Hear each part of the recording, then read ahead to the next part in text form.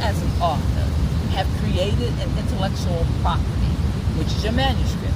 So you are excited about finishing that book, and you have sent out query letters to agencies and to publishing houses, and guess what? Someone called you back. A publishing house decided to purchase your manuscript. They're so impressed with your writing that they have decided to give you a 3-book deal.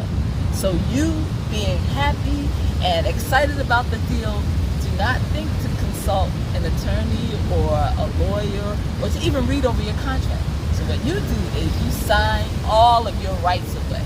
And you don't realize this until months later. And then you find out that you signed away 6 very important rights. You signed away the right to reproduce your work. So that means you're not able to reproduce your work. Someone else can do it because you gave them the right.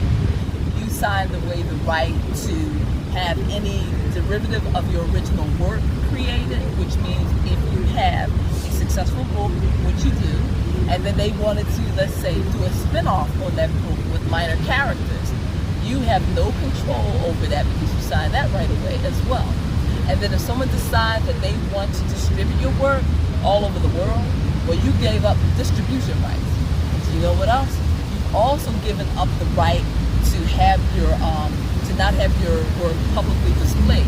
So because you gave up the right to have your work displayed, other people can show your work either in the physical form as a photograph or as a poster, or they can also perform your work. That means maybe someone wants to do a scene and perform it in front of a crowd. They could do that without your permission.